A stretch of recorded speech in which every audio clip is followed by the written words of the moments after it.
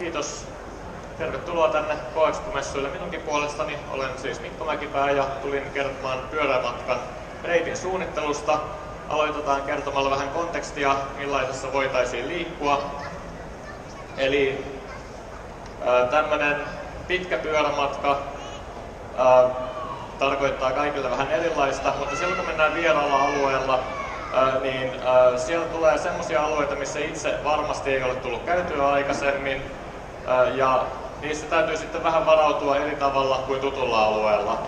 Eli tässä on reittiä, missä olen ajanut Euroopan halki, ja suurin osa reitistä on aina sellaista, mihin ei ole aikaisemmin tullut vierailtua, ja jotenkin täytyisi kotona valmistautua siihen, minkälaista se matka käytännössä tulee olemaan.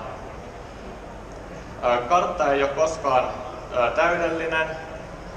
Siinä voi olla vanhaa tietoa, kun katsotte karttaa. Siinä voi olla ylipäätään virheellistä tietoa, kun katsotte karttaa.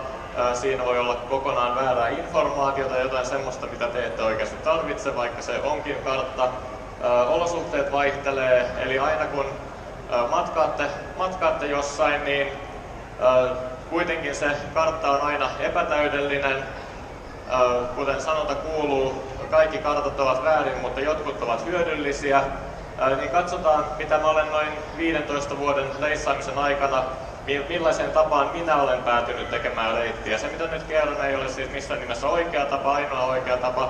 Pääsette paikasta toiseen sillä, että menette ulos, kysytte ensimmäiseltä vastaantulijalta, miten täältä pääsee pois, niin se on tapa reitittää. Se on yksi tapa kulkea paikasta toiseen, mutta se ei ole ehkä se ainoa mahdollisuus. Katsotaan erilaisia työkaluja, mitä tähän voisi käyttää. Otin esimerkkireitiksi matkan Ljubljanasta Sloveniasta Viiniin Itävaltaan kahdesta syystä. Se on kaikille osallistujille toisaalta riittävän vieras, että ei tule sellaista, että kun mä teen jotain reittiä, niin itse menisin kyllä tuota kautta, että miksi minä tuota kautta nyt teen reittiä. Ja se on myös minulle vieras, eli en reititä sitä, että joo, mä kävin siellä joskus ja ajan nyt sitten tätä kautta niin kuin aina ennenkin tein. Eli yksinkertaisimmillaan Google Maps on varmasti useimmille paikalla oleville tuttu. Täältä tänne. Okei, sinne tuli näköjään moottoritietä. Asetuksista voi ottaa pois valtatiet. No niin, esitys on ohi. Meillä on reitti Ljubljanasta Viiniin. 376 kilometriä yksinkertaisimmillaan. Voitte lähteä seuraamaan tuosta reittiä ja sillä selvä. No, se ei ehkä ole siinä mielessä paras vaihtoehto, että et oikein tiedä minkälaisia teitä siellä on, kuinka mäkistä siellä on, minkä laatuisia teitä ne on, onko paljon liikennettä, niin edelleen. Eli siitä kannattaa pikkusen vielä hioa sitä reittiä, mitä on saatavilla. Täällä voi ottaa myös vaikka hiking, kävely. Se on aina yhtä samaa tapaa koko matkalle. Se voisi pätkiä pienempiin pätkiin, jos siltä tuntuisi, mutta edelleen se ei ihan täysin ota niitä vaatimuksia, mitä meillä on reitillä. Jos te tällä hetkellä suunnittelette reittiä Google Mapsilla, teillä tulee tämmöisiä pieniä Googlen aiheuttamia ongelmia sille. Eli esimerkiksi jos tällä hetkellä tekisi reittiä Pormiosta Passo Stelvio tai tuonne Pratoalloon, haluaisi mennä Stelvion yli, niin se ei suostu reitittämään siitä. Tiedätte ehkä miksi. Siellä on tällä hetkellä muutama metri lunta. Eli jos te tällä hetkellä kotona suunnittelette kesän reittiä, niin tietyt osat reitistä ei välttämättä ole tällä hetkellä ajettavissa. Tai vastaavasti, jos te tällä hetkellä suunnittelette reittiä ja siellä tulee vaikka tietöitä vastaavia, joku silta menee remonttiin välissä ja tulee kiertoteitä, niin ne on semmoisia, mihin on hyvin vaikea varautua. Ja just siinä on hyvä tietää näiden palveluiden mahdolliset puutteet, joita tässä tulee vastaan. Tämmöisiä pyöräilyspesifimpiä palveluita, Komoot, All Trails, Strava. Sieltä löytyy kaikista erilaisia reitityskriteereitä. Stravassa kannattaa huomioida tämä heatmappi, joka on siis tällainen reittejä, missä ihmiset, tai no tarkemmin Stravan käyttäjät, kulkevat. Eli sellaiset reitit, mitkä on oikeasti suosittuja, näkyy täällä kirkkaampana viivana. Siitä kannattaa huomioida ainakin 3 asiaa. Ensinnäkin se ei huomioi yksisuuntaisia teitä. Se ei huomioi sitä, että joku tie saattaa olla auki vain jonkun ison pyörätapahtuman aikana. Eli siellä näkyy hyvin kirkas viiva vaikka jonkun moottoritien kautta vaikka se on oikeasti kielletty pyöräilyltä, mutta kun siitä on sattunut ajamaan 3000 pyöräilijää, josta 2000 käyttää Stravaa, niin se näyttää yllättäen hyvinkin suositulta pyöräreitiltä. Tai vastaavasti, vähän samassa kontekstissa, tässä on esimerkki Kirgisiasta. Tässä menee suosittu pyöräreitti, tuossa se vähän erkanee. Tämä ylempi osa tässä on täyttä suota, siinä on juuri melko suuren joen ylitys ja niin edelleen. Se näyttää tässä kirkkaalta ihan vain sen takia, että pyörätapahtumaan reitti sattui kulkemaan siitä. Eli siitä pelkästään heatmappiin luottaminen tämmöisissä, niin pitäisi käyttää monia eri lähteitä siihen, että minkälaista maastoa sieltä oikeasti löytyy. Komotti on yleisesti ottaen hyvä. Siinä on monia eri reititysvaihtoehtoja. Voi ottaa hiking, bike touring, mountain biking, road cycling, running, gravel, mountain, niin edelleen. Eli voi tehdä eri kriteereillä. Ja siinä on hyvä tämä korkeuskäyrän seuranta, eli siellä näkee aika hyvin, että minkälaista maastoa siellä oikeasti on luvassa. Mutta siinäkin on tiettyjä haasteita. Eli tässä esimerkiksi näyttäisi olevan semmoista 20% nousua. No, se ei kuulosta kivalta ja se näyttää oudolta isolla tiellä. Katsotaan mitä siellä mahdollisesti on.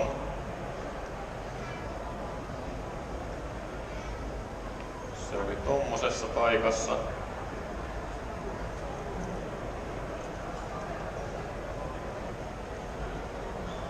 No, siellä oli silta.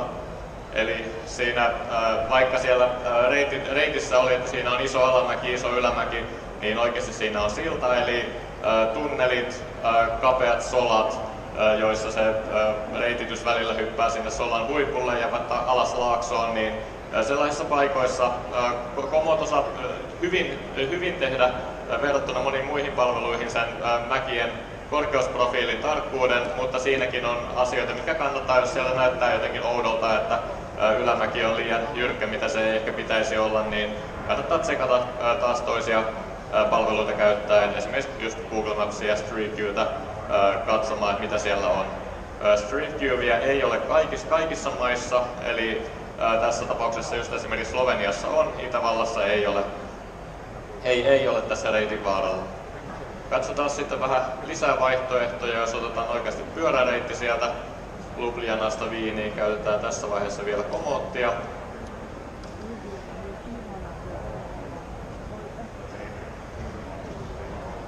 Lähdetään täältä.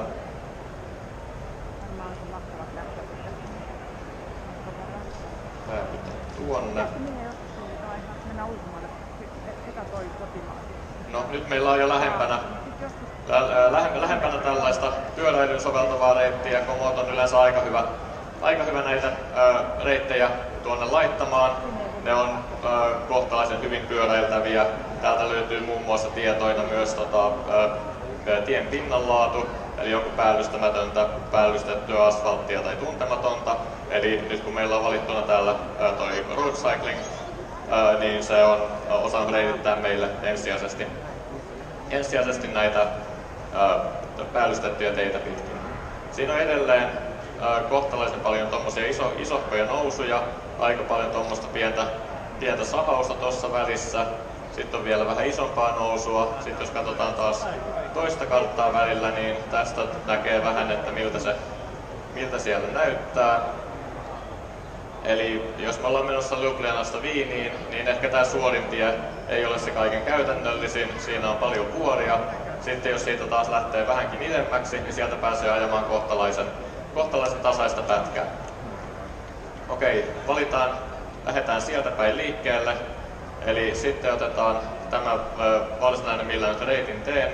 All Trails. Tässä on erityisesti hyvänä puolena mielestäni se, että tässä voi vaihtaa kesken reitin sitä tapaa, millä liikkuu. Ja reitin muokkaaminen jälkikäteen on helpompaa ja sujuvampaa kuin monessa muussa näissä vastaavissa palveluissa, jotka kaikki siis käytännössä käyttää joko Googlen tai OpenStreetMapsin aineistoa. Eli jos siellä on joku virhe tässä pohja-aineistossa, niin suurin piirtein kaikki reitityspalvelut tekevät niissä kaikissa samat virheet.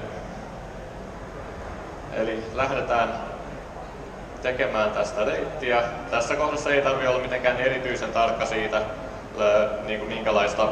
minkälaista reittiä pitäisi lähteä yksityiskohdissa. Se tulee sitten seuraavassa vaiheessa, kun päästään vähän tästä alusta eteenpäin. Eli täältä sopivasti klikkailemalla pääsee tekemään reittiä, tässä tapauksessa maantiepyöräilyä. Hetkinen, tossa on outoa sahausta, vaikka mennään joen laidassa. Siinä ei tullut mitään virhettä. Katsotaas tuolla.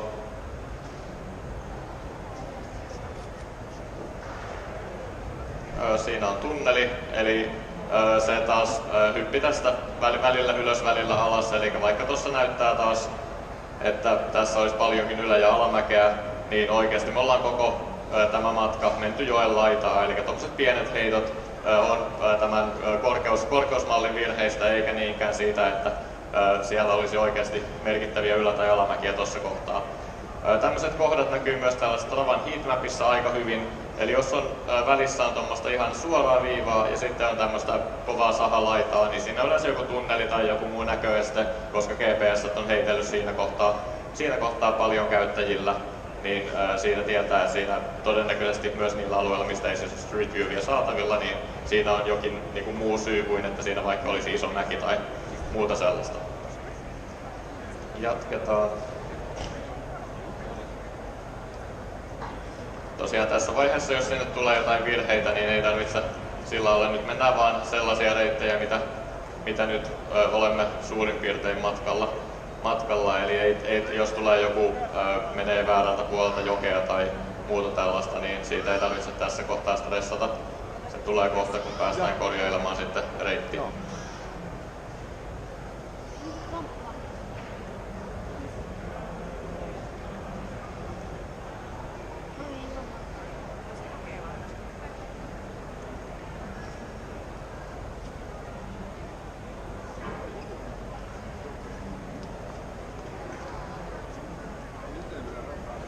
Tuossa sattuu jotain kummallista. Tässä on esimerkki näistä OpenStreetMapsin ongelmatilanteista, eli siinä on rajanylitys, ja koska eri porukka on tehnyt toisella puolella rajaa ja toisella puolella rajaa reittejä, ne on unohtanut liittää ne. Sama ongelma tulee oikeastaan kaikissa palveluissa. Tässä kohtaa jos yrittää nimenomaan pyörällä reitittää, koska siinä on välissä joku pätkä, mitä sen mielestä ei voi ajaa pyörällä. Eli tehdään tuohon lähistölle reitti, vaikka tohon asti. Ei näköjään siihenkään kelvannut. Eli vaihdetaan täältä sen sijaan, että reititettäisiin, piirretään ja tehdään tuohon vaan viiva. Sitten kun sinne käytännössä päästään, niin me osataan kyllä yhtä hyvin seurata viivaa tietä pitkin kuin sitä varsinaista navigoitua reittiä. Eli nyt ollaan Itävallan puolella. Nyt voidaan jatkaa taas reititystä ja siirrytään tästä eteenpäin.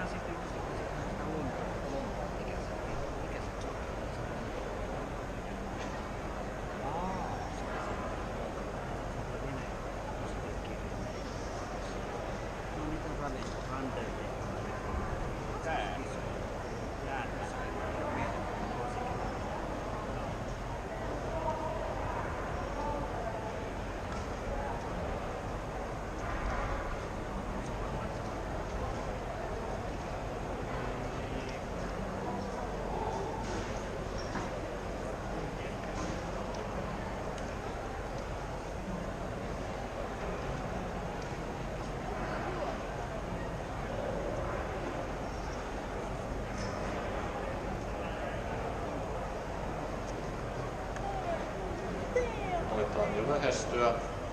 Tuossa käydään välillä Unkarin puolella.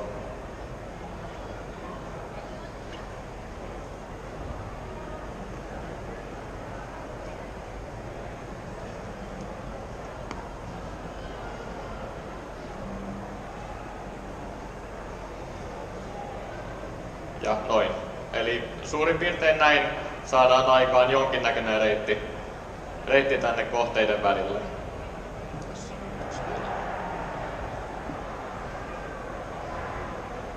Jes, sitten voidaan tallentaa tää reitti. Voidaan vielä antamassa reitille joku mukava nimi.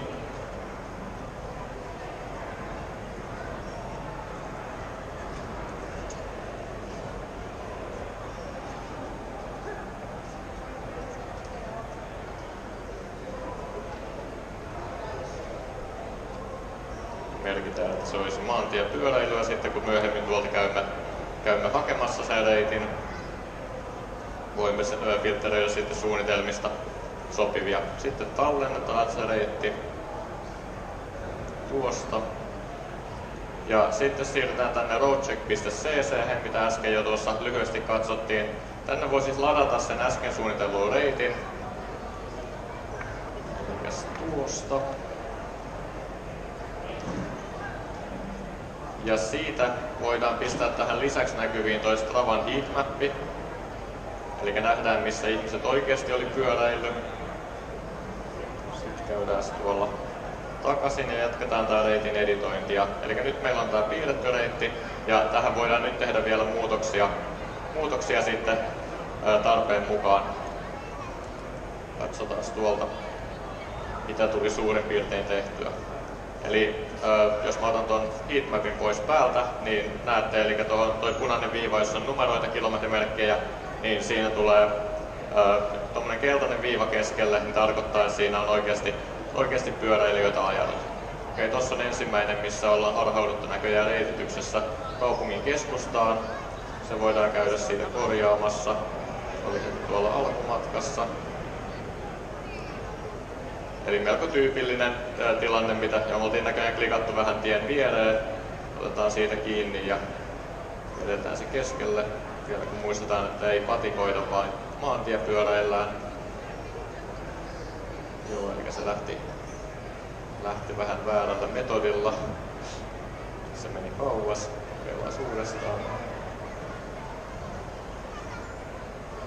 Noin, nyt me saatiin, eli tänne jää tämmönen punainen pienempi viiva näkyviin siinä, mikä oli aikaisempi reitti, ja sitten tästä on punainen taas se, mikä meillä on tällä hetkellä. Se ei tietysti vielä siirry tänne roadcheckiin, koska se pitäisi aina erikseen ladata tänne, jos se haluaisi tarkistaa. Käydään tästä läpi lisää reittiä. Eli toi keltainen viiva seuraa siinä meidän olemassa olevaa reittiä. Tuolla on näköjään tullut pieni virhe. Näköjään haluamme mennä vuoren yli. Sitä me emme halunneet, kun lähdimme sinne matalammalle reitille. Eli tästä vähän eteenpäin. Tämmöisen huomaisi kyllä ilman heatmappiakin, jos sitä lähtisi katsomaan, että siellä on menty vähän yläkautta. Eli tommosen, vaikka ei olisi mitään heatmappia käytössä, niin huomaisi kyllä, että tuossa ehkä ei, jos ei erityisesti halua lähteä vuorille, niin kannata sitä kautta mennä. Eli täältä pitäisi häipyä pieni mäki jostain kohtaa reittiä pois tommosen jälkeen.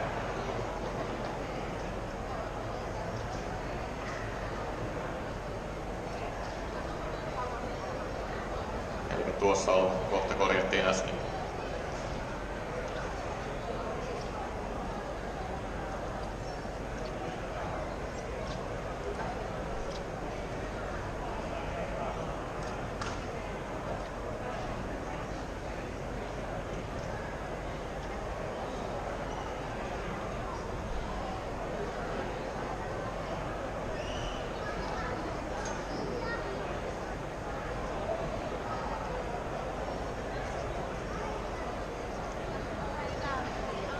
Se näyttää saaneen meille pääsääntöisesti varsin hyvää reittiä. Okei, tossa tulee taas, lähdetään turhaan vuorille, käydään tarkistamassa.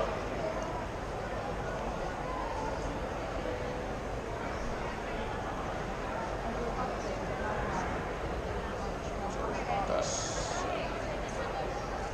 Joo, tossa kohtaa näköjään se tykkää, että vuorten kautta olisi mukavampi mennä, mutta siirrytään siitä vähän matalammille reiteille. Täältä pitäisi alhaalta häipyä jostain kohtaa pieni mäki siinä kohtaa. Jo, tossa taisi olla äsken mäki, niin se on nyt meiltä reitiltä poissa. Siinäkin näyttää vähän samalta, että on tarpeettoman iso mäki. Katsotaan, se on näköjään tuossa, eli tuolla liikkuu tommonen sininen markkeri siinä kohtaa, missä ollaan. Eli toi mäki pitäisi lähteä pois, kun täältä siirretään reittiä vähän sivuun. Joo, no, siihen tuli uusi mäki. Sitten taas vielä yksi piste väliin.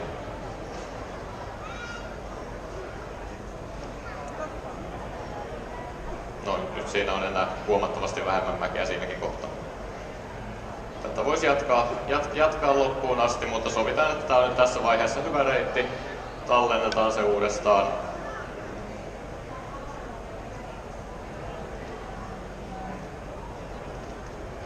Ladataan se uudestaan. Ja nyt kun se on ladattu, voidaan käydä, mulla on tässä nyt Nextcloud käytössä, mutta voisi olla mikä tahansa muukin, vaikka Google Drive tai vastaava. Otetaan tuosta reitistä kiinni, pudotetaan se tonne. Ja samaan aikaan voidaan myös siirtää tänne Garminille se, eli kun liitätte navigaattorin tietokoneeseen, niin se näkyy siellä niin kuin USB-muistitikku. Siellä on hakemisto nimeltä New Files. Sinne pudotetaan tämmönen GPX-muotoinen äsken ladattu reitti. Ja täälläkin pitäisi olla jo valmista.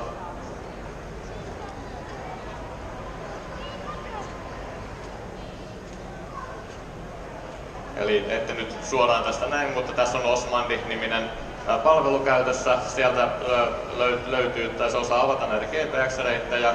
Avataan se. Näytetään kartalla.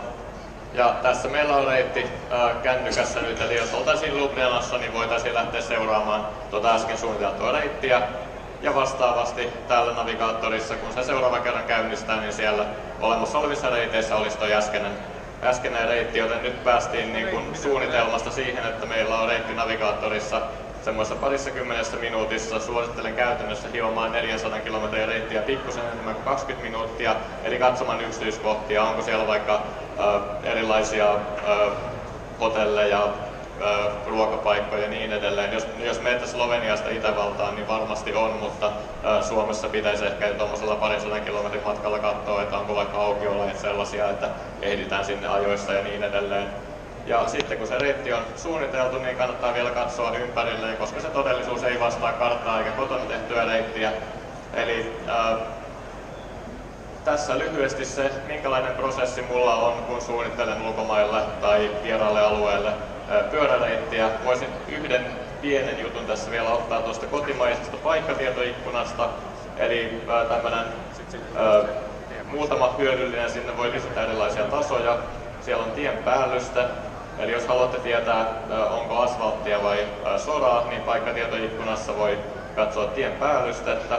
Sieltä saa maastokartan. Eli tässä nyt on koli esimerkkinä. Päällimmäisenä näkyy edelleen, mitkä on päällystettyjä teitä. Ja itse ainakin tämä korkeuskäyrien seuraaminen sinänsä on hieman työlästä, mitä siellä tarkalleen on, niin siellä on myös laserkeilausaineistolla rinnevarjostus, jolla saa vähän paremman käsityksen siitä, että miten nämä mäet oikeasti menee. Siihen voi pistää lisää tai vähemmän rinnevarjostusta tuohon reittiin, eli jos haluaa katsoa ylämäkiä, siellä on myös ylämäkimittari olemassa, mutta nämä keskeiset apuvälineet on toi tien päällyste, rinnevarjostus, maastokartta, mitä voi käyttää sitten kotimaassa suunnittelussa. Joo, siinä oli minun juttuni tällä kertaa. Jos on jotain kysyttävää, niin vastaan mielelläni kysymyksiin. Paikkatietoikkuna. Joo, se on ihan tämmöinen julkinen viranomaisten ylläpitämä. Sieltä löytyy semmoinen 3000 erilaista niin kuin, tasoa, vai taitaa olla enemmänkin erilaisia puuston määrää ja ties mitä sieltä aineistoista.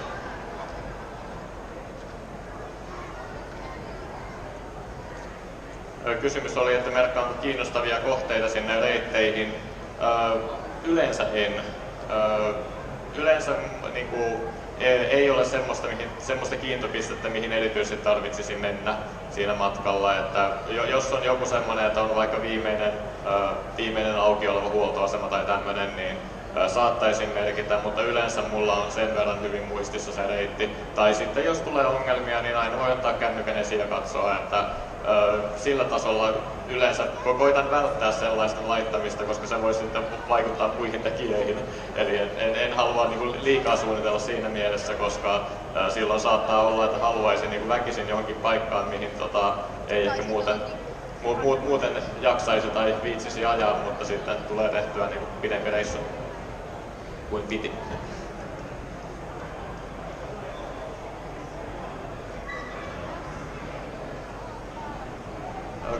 kysymys oli tämä reittien jakaminen. Mulla on käytännössä kaikki, niin kauan kuin niitä olen tullut tehtyä, niin aikaisemmin tämä gemsis.com ja nykyään All Trails. Sieltä taitaa...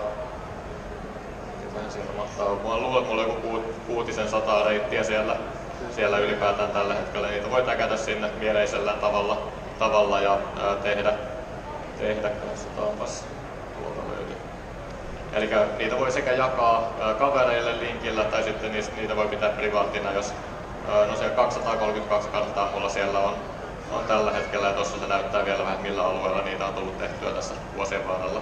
All Trails on aika hyvä, moni muukin tarjoaa mahdollisuuden vastaavaan reittien jakamiseen ja tallentamiseen ja niin edelleen.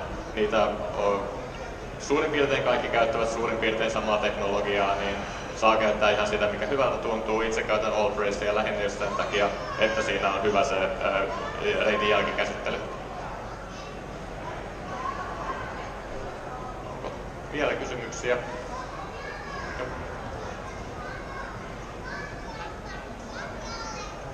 Ajat aina Garminilla. Oletko ikinä ajanut siis puhelimella pelkällä puhelimella? Olen ajanut lyhyitä matkoja, mutta sanotaan harvoin tarvitsee karttaa sillä tavalla pitkään. Et se on sitten risteyksen kohdalla voi pysähtyä ja katsoa suunnilleen. Ne toimii suunnilleen samalla tavalla. Käyttöliittymä on vaan kännyköissä yleensä vähän kankea verrattuna Garminiin. Mutta se on täysin mahdollista ja ok ajaa silläkin. Siinä on tietysti just kaikki kartan pyörittelyt ja päivityksen nopeus ja karttojen laatu niin on yleensä sitten puhelimessa parempi ja siinä voi vaikka soittaa johonkin näkemänsä paikkaan suoraan tai tämän tyyppisiä.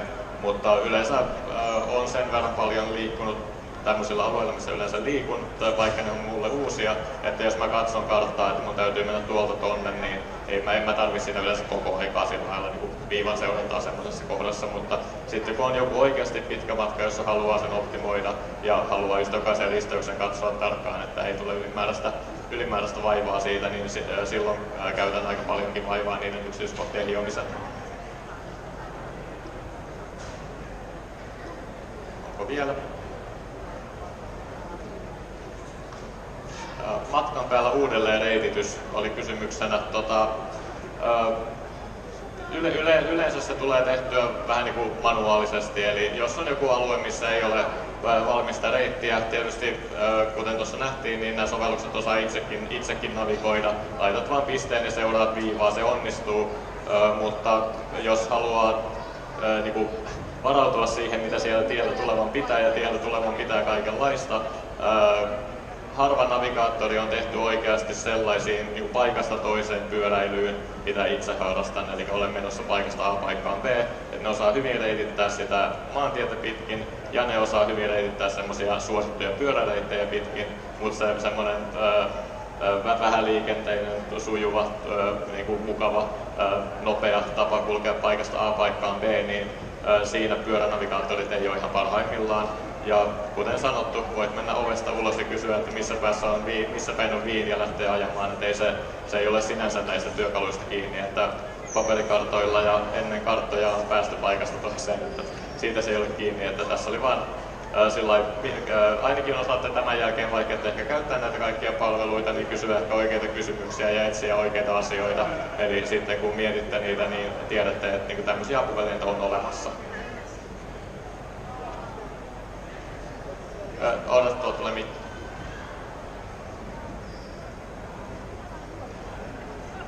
Sulla on listattuna johonkin esimerkiksi nämä työkalut, mitä sä käytät? Juuri nyt ei ole, mutta mulla oli siitä, katsotaan onko mulla vielä tallessa yksi. Joo, tossahan ne oli. Pahoittelu, niin olihan mulla ne listattuna siinä. Jos otatte kuvan siitä, niin voitte tsekata. Mulla oli täällä on myös kuva siitä toi suosta, mikä oli Stravassa suosittu kirjaimellisesti.